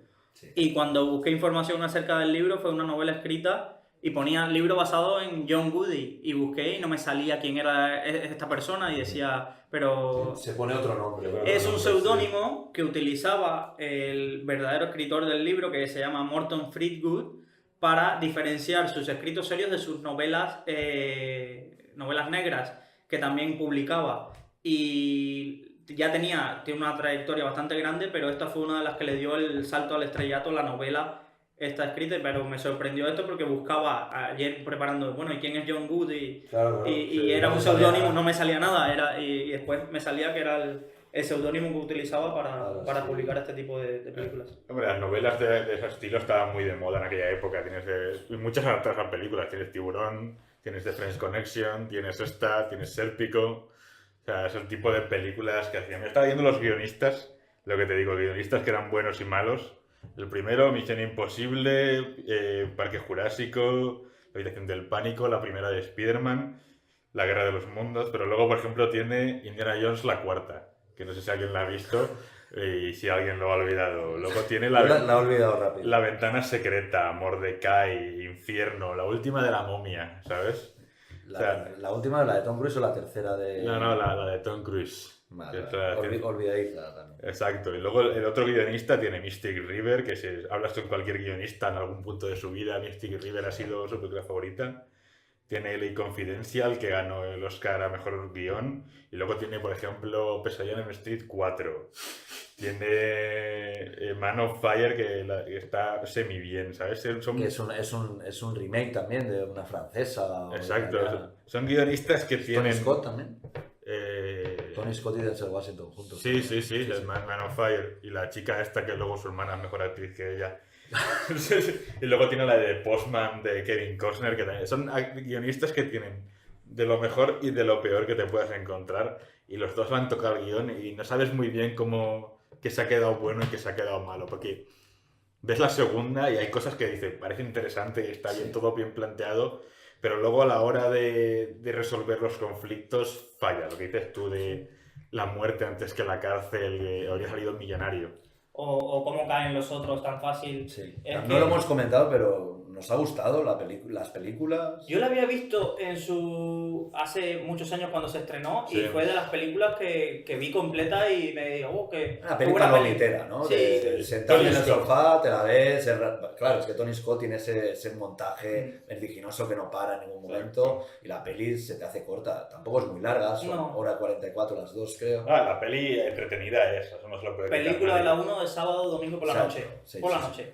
Es decir, o Antena 3 de estas de acción que ves ahí y con una trama detrás que te va engullendo sobre todo esta parte del robo, cómo va a salir. Parece una película de John Travolta ahora. Sí. Que ves Schwarzkopf y John Travolta cuando le gusta hacer ver malo así. Sí. Y, exacto. A la primera es una obra maestra para mí. Yo me acuerdo que también en esta época hay varias pelis, soy muy malo para los nombres de todos estos golpes maestros.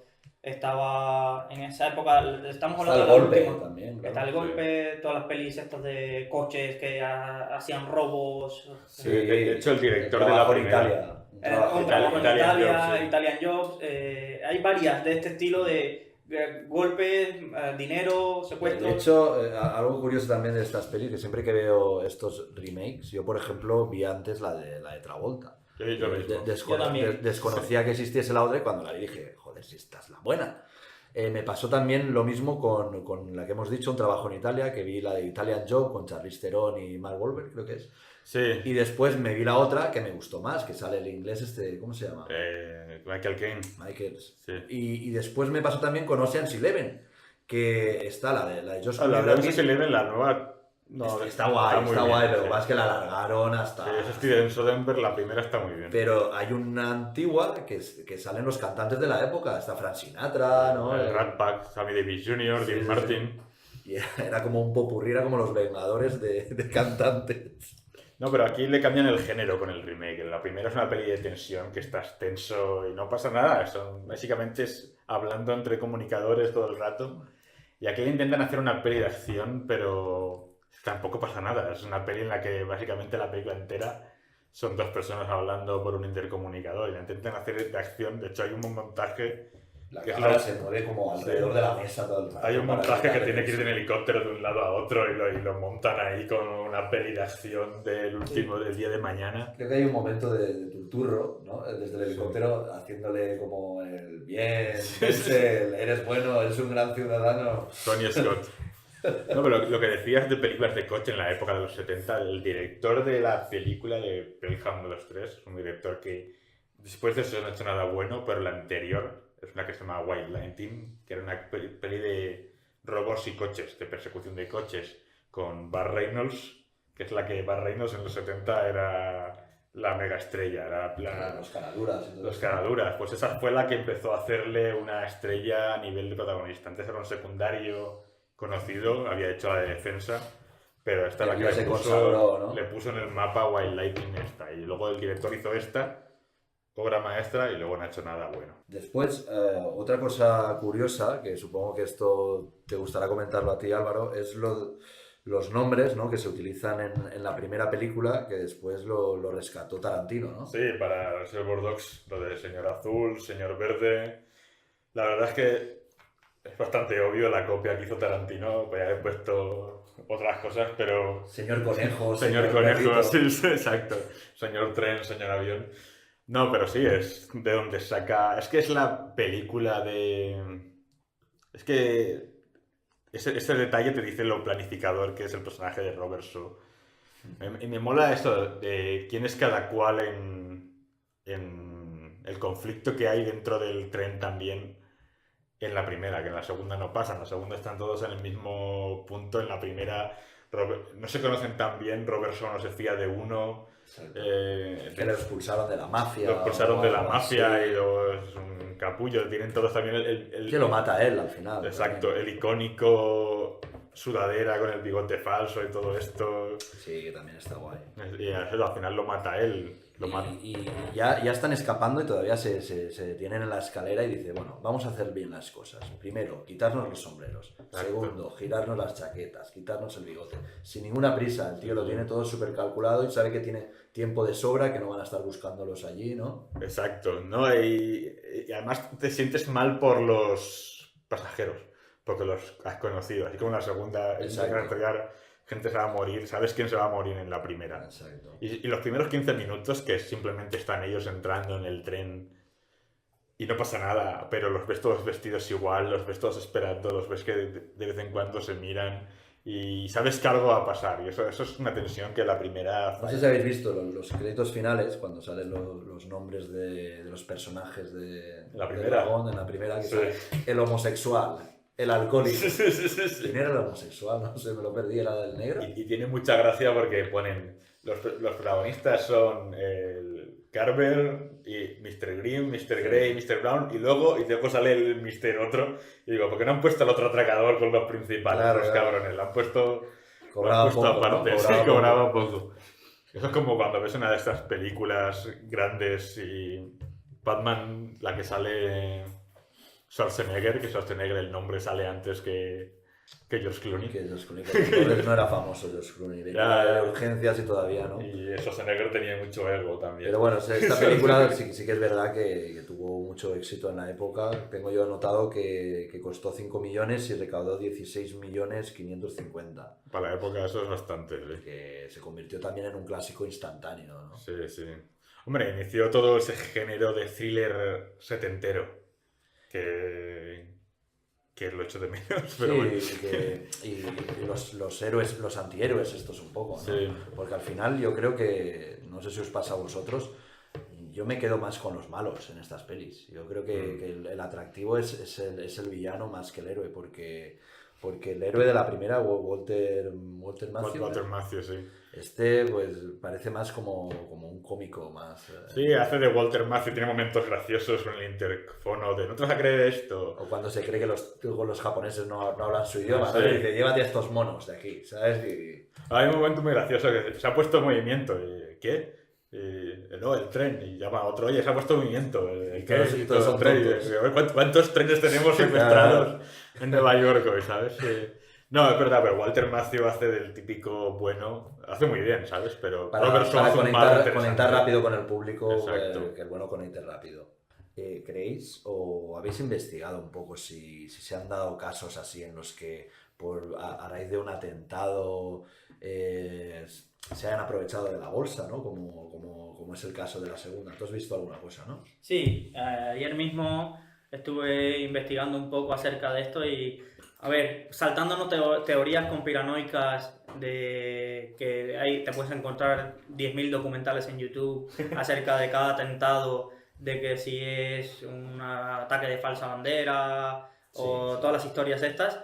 Y de muchos, sobre todo con el 11S, hay mucha especulación acerca de si detrás se financiaron los ataques con dinero que se iba a invertir en bolsa. Hay mucha teoría acerca de esto, pero no hay nada probado, entonces, aparte Está el documental de Fahrenheit. Sí, ahí hay mucho, pero de Michael Moore, pero Michael Moore es fanático de las conspiraciones, entonces ahí no sabes por dónde. Ese documental ganó la Palma de Oro en Cannes. Sí, tiene muy bueno ese y, a ver, el de Psycho, que analiza los sistemas de salud, es muy bueno.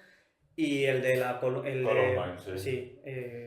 el de Columbine, ese también. Las armas, ¿no? En las armas y Estados Unidos. Luego se ha convertido en un activista y ya se le nota demasiado la ideología en los documentales. Pero bueno, centrándonos en esto. El más reciente que tenemos, a ver, por ponernos en un contexto de cómo afectan los atentados a la bolsa. Tenía aquí un resumen de un titular de un periódico que es: cada vez los ataques terroristas influyen menos en la bolsa.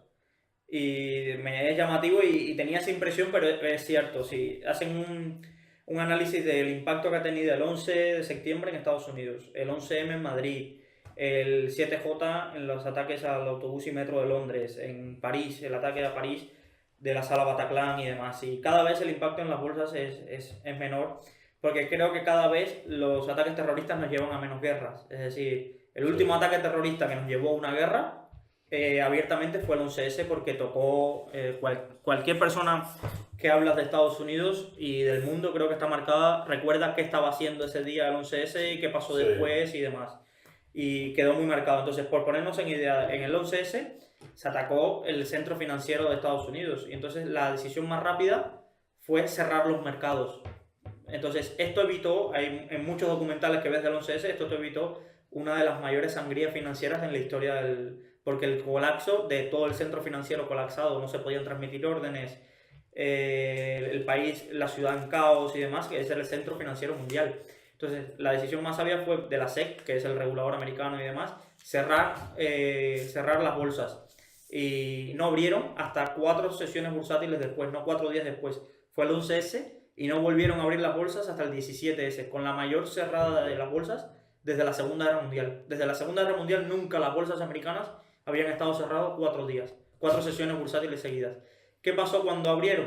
Más de un 7% de caída. Es decir, fue una gran caída para no estar en medio de... Estábamos en una tendencia bajista de los mercados, pero no fue la gran caída que nos hubiéramos esperado si llegan a seguir las bolsas abiertas durante mucho tiempo, durante los atentados.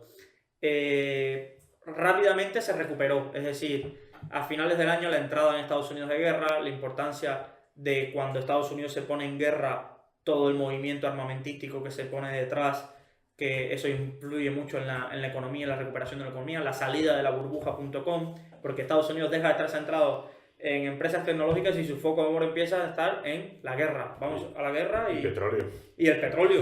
Es decir, la ganancia del petróleo. Además, recordad que fue una guerra muy rápida. Es decir, Estados Unidos es el 11S, en octubre invade Afganistán y en pocos meses tenía tomado Afganistán. Vamos a 2003, la ofensiva en Irak, creo que Bush le declara la guerra el 19 de marzo y el 1 de abril ya había tomado lo que era la capital, Bagdad, que sí, que después Estados Unidos donde siempre se entierra son en las guerras de guerrillas que vienen luego, y estamos en 2019 y ni controla Irak ni controla Afganistán, porque son territorios llenos de montañas que es una guerrilla de hace mucho daño. Pero bueno, entonces el impacto aquí fue bastante fuerte en ese momento, pero en todo a nivel mundial. La bolsa española creo que tengo aquí apuntado que cayó casi un 4% ese día. Me parece poco, pero... Sí, parece poco, pero claro, el 11S está grabado como las mayores caídas de las bolsas mundiales. Cada vez que buscas una lista, mayores caídas en un día de la bolsa de París, de la bolsa española o la bolsa, siempre sale el 11S como uno de los grandes días. Ahora, vamos al más reciente. Entonces, de aquí no se sabe que alguien se haya aprovechado. Vamos a buscar uno que sí, el último atentado, que sí se sabe directamente que se han aprovechado. Además, en la película sí lo dejan reflejado y es algo muy interesante de que cuando ocurre un atentado, una de las líneas de investigación más rápidas que realiza la policía es atar cabos de quién se puede ver beneficiado y revisar las operaciones de bolsa los días anteriores, ver cómo están ligados. Y el último atentado que estuvo relacionado directamente con esto fue el atentado muy conocido en España al Borussia Dortmund de fútbol, que fue herido, el mayor herido fue Marc Bartra. El atentado, dice, bueno, atentar a un club de fútbol. El Borussia Dortmund es el único club de fútbol que cotiza en bolsa en Alemania, ¿vale? Es el único club de bolsa que cotiza en Alemania. Y iba a una semifinal o cuartos de final de Champions, un partido, y de camino al partido un ruso de 28 años había puesto una bomba en unos arbustos que explotaron justo al pasar el autobús. El objetivo, eliminar a la mayor cantidad de futbolistas. Esto llevaría a que el Borussia Dortmund no estuviera en la Champions, caída de ingresos. Entonces, ¿cómo pretendía este ruso aprovecharse de eso? Días antes había gastado 45.000 euros en comprar opciones put, ¿vale? La compra de opción put es un instrumento financiero que te permite, si tú apuestas por algo, si ese algo sube, tú solo perderías tus 45.000 euros lo que has invertido, pero si esa cotización de la acción baja, tus ganancias son ilimitadas. Básicamente lo de la película esta de la gran apuesta, que apuestan contra la economía. Sí, ahí lo apuestan con otros instrumentos financieros que ahí le tendremos que dedicar todo un podcast a esa película para explicar todos los conceptos, porque esos son conceptos muy, muy avanzados, pero piensa que esto es un inversor particular que no tiene acceso a CDS, a CDO, que es lo que se habla en la gran apuesta, pero el funcionamiento es básicamente el mismo. Él está apostando porque las acciones del Borussia Dortmund caigan. Y se está cubriendo las espaldas de que si las acciones del Borussia Dortmund suben, él solo perdería lo que apostó, que fueron 45.000 euros. Con la acción esta se estima que pudiera haber ganado casi 17 millones. Tengo una duda, ¿de dónde sale el dinero ahí? Por ejemplo, yo apuesto a que algo caiga. Lo está perdiendo otra gente. Todo lo que esa opción vale. que él compra una opción put, pues hay alguien que le ha vendido, que él está en la posición contraria. En lo que él gane, el otro lo va a perder. Vale. El otro o los otros. No estás pensando en una persona, puede ser los accionistas de esa empresa. Entonces, o el que está comprando, no los accionistas de la empresa, el que está comprando en ese mercado financiero. ¿Vale? Él va a un mercado financiero de opciones, que es un derivado, y él compra una opción y hay alguien que para que él comprara se lo tuvo que vender. ¿Vale? Entonces, ¿qué pasa? Que el que está vendiendo nunca se está pensando que hay... El que tiene la posición contraria de él nunca se está pensando que va a haber un atentado, que... ¿vale? Entonces son unas situaciones muy limítrofes. ¿Cómo lo pillaron? El tío para despistar dejó cerca de los arbustos varias cartas reivindicando el Estado Islámico, que esto ahora, como todo, el Estado Islámico salió reivindicando, porque estos se apuntan a todo. Se explota un contenedor aquí y fuimos nosotros, y después... Tardan 2 días para ver si lo hace alguien más. Claro, entonces hubo esto hasta que empezaron a revisar las operaciones financieras y dieron con este chico que había puesto una orden un día antes, sin haber operado, de pronto 45.000 euros en esto y saltó a la vista, y creo que lo tengo por aquí que lo acaban de condenar a 17 años de prisión. Y eso un poco da un poco de miedo, porque pensad esto aplicado a cualquier tipo de empresa. A este le salió mal, pero es decir, en nuestro día a día, cosas que vemos, un derrame petrolífero, cosas así, que todos estos pueden ser básicamente intencionados buscando beneficios en bolsa. Y los mercados cada vez intentan a controlar este tipo de cosas, de saber exactamente quién hace este tipo de operaciones, si hay operaciones raras o demás, pero hay mucho en juego y cada vez se opera más. Por ejemplo, el Estado Islámico decían que una de sus principales fuentes de negociación era invirtiendo en petróleo. Invertía en petróleo, dominaba las reservas de petróleo y que creaba una cierta escasez, invertía, además pasaba petróleo, sacaba petróleo y lo vendía en el mercado negro.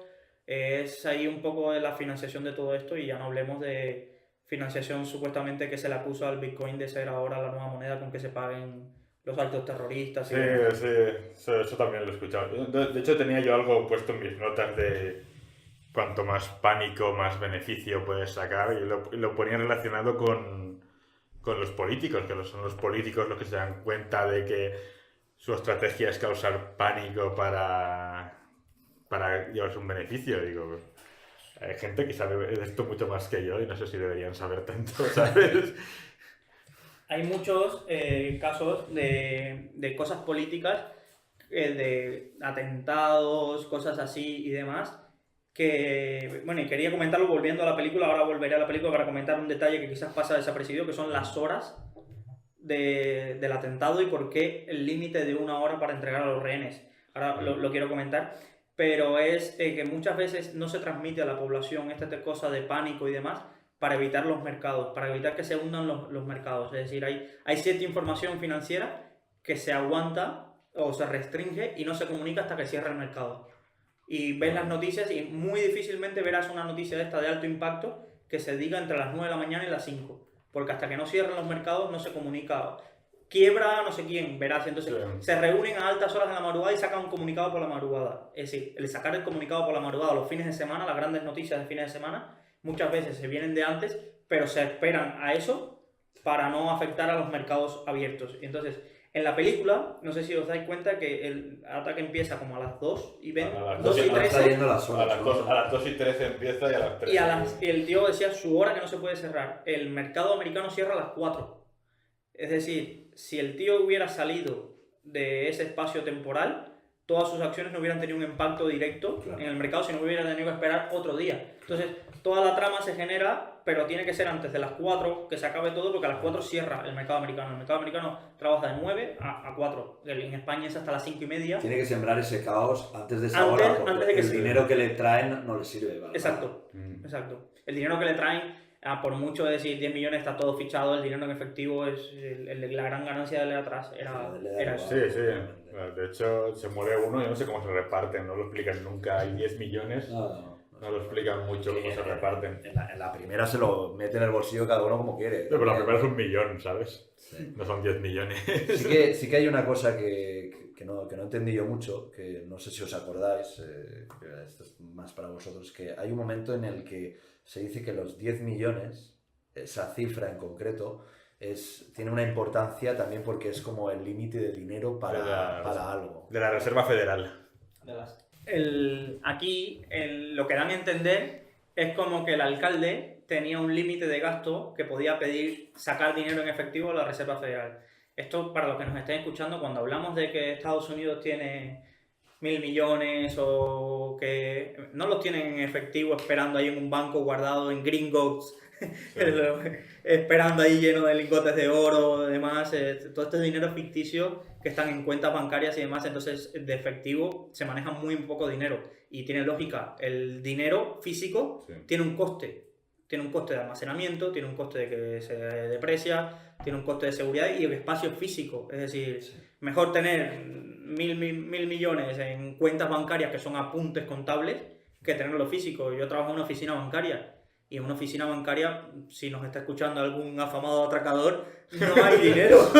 Es decir, que no, excepto las grandes centrales y demás, no hay dinero. No manejas más de 20.000 euros en una oficina bancaria en el día a día y en el momento que pueda haber un día que haya mucho dinero, pero enseguida vienen los de Segur, Prosegur y todo esto y se lo llevan. Y además las máquinas, está todo pensado para que solo dispensen 6.000 euros. Si dispensan más de 6.000 euros, se tranca todo y la caja fuerte tienen retardos de 20-25 minutos que es imposible, tienes que meterte ahí. Entonces, está todo pensado para no tener dinero físico en la actualidad. Entonces, en la película lo que te dejan ver es como que el tío controlaba de que el gasto que podía sacar el alcalde en un día en físico de las arcas de la Reserva Federal, que están ahí en Nueva York, era 10 millones. Entonces juegan un poco con ese dato, que es un dato que casi nadie sabe, pero lo publican ahí como para dar un poco de... No lo sabe ni el alcalde mismo, que es curioso porque el alcalde sabe todo lo de Wall Street, pero no sabe cuánto dinero tiene a su disposición como alcalde, lo tiene que decir uno de sus ayudantes. Además pide 10 millones un centavo, ¿no?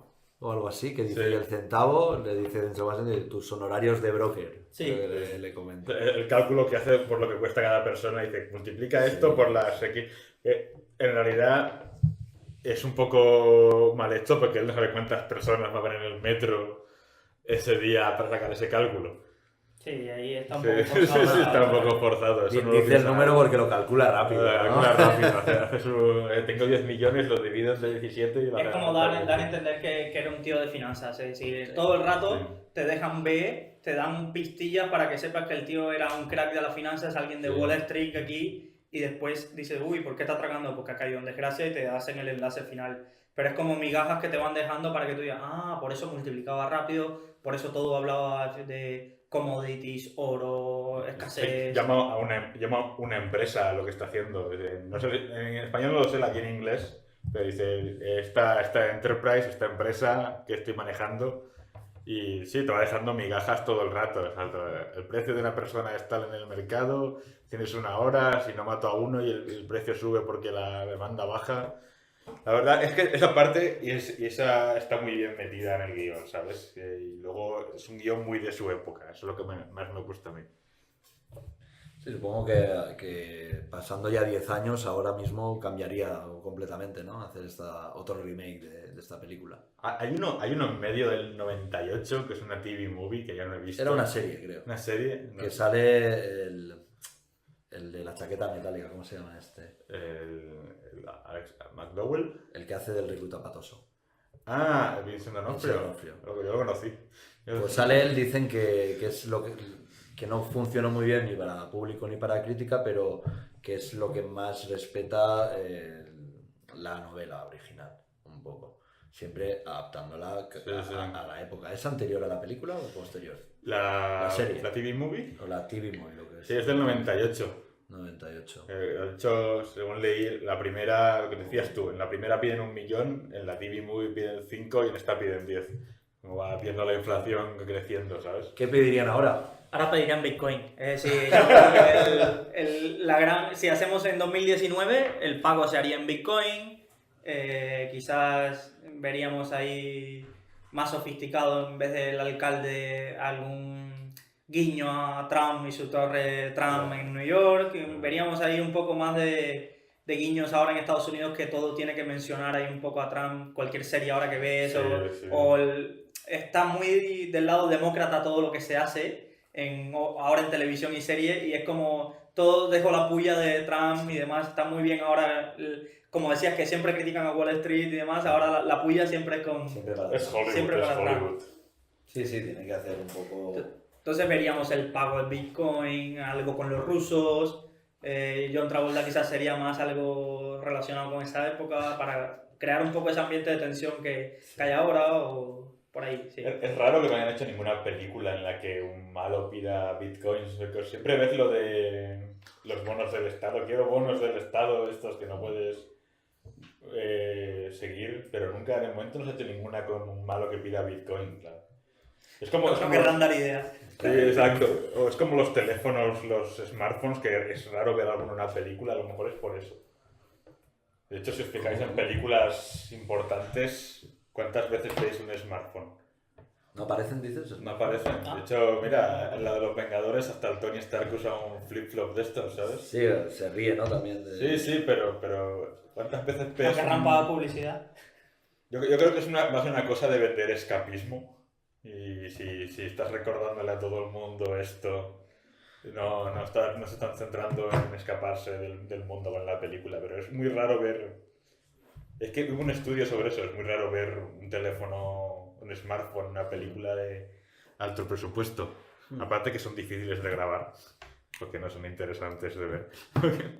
Pero lo mismo con los bitcoins, digo, a lo mejor es algo de... Vamos a intentar evitar bitcoins porque es demasiado tecnológico para una conspiración. Grabarlo aquí. Yo creo que es por el tema, tal vez por el tema de la publicidad, ¿no? Porque al final no todo el mundo sabe lo que es un bitcoin. Sí, puede. Pero tampoco mucha gente sabía lo que eran bonos del Estado. Pero claro, yo creo que es algo que puedes ver, que lo puedes coger en la cámara y grabarlo y tener en tu algo mano. Físico, ¿no? Claro, ves al malo con 4 maletas de dinero y dices, vale, sé lo que está haciendo. La verdad que lo estaba pensando, estaba ahora aquí haciendo ideas acerca de eso, de películas con Bitcoin en series. En algunas series sí se empieza a ver, sobre todo más un poco, llamámosle friki, Silicon Valley o alguna de estas. Se deja deslizar ahí lo de bitcoins y criptomonedas, pero no... Sí, cuando recurren a algo que no sea físico siempre es una transferencia, ¿no? Sí. Ponme en mi cuenta tantos millones en un término también. Siempre es como una barra de esas de cargar Sí, algo sí, y se sube. Que en la vida real no funciona así, pero en el mundo cinematográfico debe quedar bien, porque si en la vida real una transferencia y con todos los sistemas que hay, no te voy pasando $5, $5, que hay un momento... Pero claro, creo que es mantener la tensión ahí de cortarlo. Con el timing, ¿no? Que 5 minutos para que se transfiera todo el dinero. Sí, hay una parodia un poco de eso en la película esta de Marvel, de Capitana Marvel, que están en los 90, un ordenador de la época, y se está cargando una barra y están como esperando. ¿Qué hacemos? Esperar, se está cargando, tranquilidad, ¿sabes? Y el sonido del router, ¿no? De aquella época que en las películas parece todo tan... Esto pasa también en Misión Imposible 2, que hay un momento que además se relaciona con lo del pánico y crear... La Misión Imposible 2, que es la peor de todas, el argumento va sobre que crean un virus y crean un antídoto. La quimera del Belerofonte, y entonces, claro, la farmacéutica quiere comprar el antídoto para sacar el virus por ahí, y entonces sus acciones van a crecer. Y el malo lo que hace es, no quiere el dinero de la farmacéutica, lo que quiere es comprar acciones de la farmacéutica para que cuando el virus salga, que suba su precio. No sé, es que no es la primera vez que se ve y tienen ese... Se está pasando $5 a $5 la transferencia. Es ahí un poco... Esta parte, sí, es... Pero yo creo que para facilitarle un poco que el espectador entienda un poco cómo está funcionando, un concepto sencillo de algo que se está cargando, que explicarle que una transferencia tarda 2 días, de que si 2 millones tienes que pedirle permiso aquí en España, ese tipo de transferencias hay que pedirle permiso al Banco de España, blanqueo de capitales, es decir, nadie eso te lo explica. Sí, de hecho cuando habla Travolta con Denzel Washington la primera vez y le dice, bueno, y dime una estimación de tiempo, ¿no? Y le dice... estaba pensando en el jueves, y dice, ¿el jueves de qué? ¿1 hora? ¿No? Imagínate la peli hasta el jueves, ahí todo. Pero el tren, que nos traigan pizzas, ¿no? Con el dinero. Bueno, no sé, ¿tenéis alguna cosa más que se os haya quedado en el tintero antes de finalizar? No, yo creo que no, simplemente eso. A mí me ha parecido mejor la primera que la segunda a nivel de tensión, pero es cierto que la segunda, el tema económico lo adapta muy bien. Me parecen las dos muy películas de su época, ¿sabes? Que reflejan muy bien el contexto en el que pasan. Sí. De hecho, yo creo que intentas entender el mundo después de la crisis económica del 2008 y ves esta película y ves más o menos en el punto en el que estaba todo el mundo. Eso lo hacen bastante bien. Lo mismo con la primera y con Vietnam y con Watergate y todo. Me ha gustado. Y luego conocer todo el aspecto económico que me habéis explicado vosotros. Muy bien, sí, yo también a remarcar que me parece que la primera es un clásico instantáneo, es de estas películas que a día de hoy, siendo del 74, la ves y para nada se hace lenta, tiene un ritmo trepidante para estar todo hecho en 2 localizaciones prácticamente. Sí. Y creo que es una película que hay que revisionar y a lo mejor no le pasará lo mismo a la segunda. La segunda creo que es la típica película que pasa sin ton ni son, como película de acción y poco más. Me sabe mal decirlo, pero bueno, Tony Scott, que en paz descanse, pues nos ha dejado mejores películas de acción que se quedarán un poco más para la posteridad que no... La última era de un tren también. Sí, la Imparable. La de Imparable. Sí. Le molaba, ¿no? Molaba. Quería hacer algo como Speed, ¿no? Pero era muy parecido esto, un tren sin frenos. Sí, que no puede parar. Final, no puede... Denzel Washington otra vez. Sí, que salen todas sus pelis. Muy ese estilo. Yo también decir que es una película que se ha centrado sobre todo en el apartado financiero y en lo que pasó en Wall Street. De hecho, quería de alguna manera, yo pienso que de alguna manera quería reflejar cómo funciona ese mundo, ¿no? Fíjate que el aparcamiento que tiene que haber hecho de 2 millones a 300 millones es una barbaridad. Sí. De hecho, no es una operación normal, ni siquiera en el mundo financiero. De alguna manera lo que te quería mostrar, mira, este tipo de operaciones es lo que estaba pasando para que esta crisis pasara. O sea, esta crisis pasó porque había cosas que no salían del sentido común, ¿no? Y que se podían hacer. Son cosas que se podían hacer y se salían del sentido común. De alguna manera creo que intentaba explicar eso a la población general. A nivel de película, a mí no me gustó mucho. Pero te digo por qué no me gustó mucho. Claro. No, porque, claro, es muy fácil reírse. Aquí no hemos dicho que nos parezca. Nadie aquí. No nos paga Denzel Washington por protegerlo. Claro. Aquí tienes que mojarte. No hay cienciólogos aquí. No hay cambios de escenas. No hay primero, cambio de escenas no hay. Solo de escenario, sí. Solo está el tren, la comisaría y ya está. O sea, no hay más. O sea, son 3 o 4 cosas que ves y no es como se hace aburrida, monótona. Y no hay tensión. O sea, es un tío, porque al final ya has visto tantas películas de este tipo que es un tío que va a pedir rescate y va a pedir negociador, va a negociar un poco. O sea, sabes lo que va a pasar ya, ¿no? Enseguida. Sí, y el impacto de... Sabes que se van a cargar al malo. Claro, pero... Y el impacto de oye, es que al final es una opresión bursátil. Pues sí, pero tampoco es tan sorprendente. ¿Qué quieres que te diga? Es algo que hay por detrás y ya está. Y también lo que decías, querían hacer una película más adaptada a la acción, pero acción que acción. ¿Sabes lo que digo? Que la primera es de tensión y la segunda es de acción, pero la acción aquí la sacan al final y la sacan, por ejemplo, los créditos iniciales, que es simplemente planos de Nueva York y los pintan como si fuera la peli de acción. Es una peli de acción que los puntos fuertes que tiene es cuando no hay acción. Cuando no hay acción, exacto. No, y luego se nota que está hecha con prisas, creo yo. O sea, esa es mi impresión de que la han hecho rápido para sacarla lo más rápido posible justo después de la crisis, que es lo que la gente quería ver, ¿sabes? Y la han hecho rápido y corriendo. Menos mal que el comentario de Ion ha sido al final, lo dices al principio y ya nadie nos escucha. No quiero saber nada de esa mierda. Sí, a mí yo coincido, es una peli más de acción como... que la ves, me la ponen de nuevo el domingo y no diré que no, porque me entretiene, como alguna de estas de Rápido y Furioso, como se llama aquí, a todo gas. A todo gas. Es que Varillas. en Cuba tenemos ahí otra traducción. Sí. Pues cosas así que sí te animan, pero no pasan a la memoria como gran cosa. Pero sí, lo bueno es que aún así, mira todo el material que le hemos podido sacar y Eso es cierto. y es interesante. Sí, sí. Es decir, imagina cuando lleguemos en este podcast a películas con un poco más de contenido basadas como La Gran Apuesta o documentales financieros que tienen mucho que dar de sí.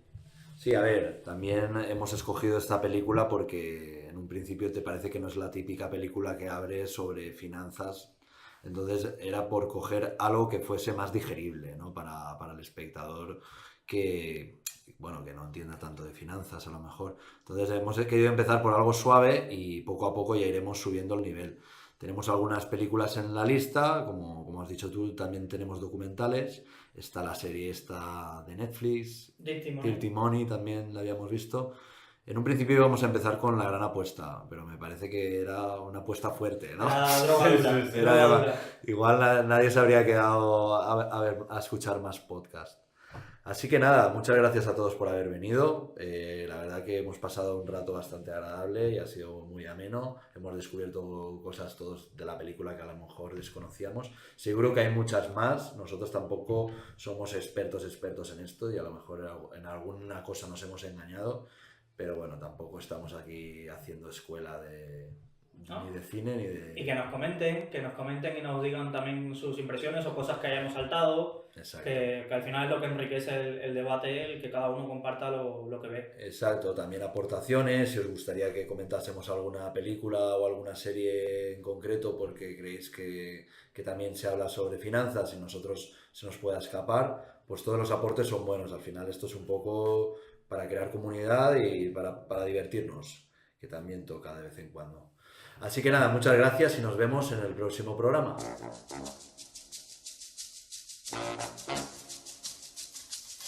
Thank you.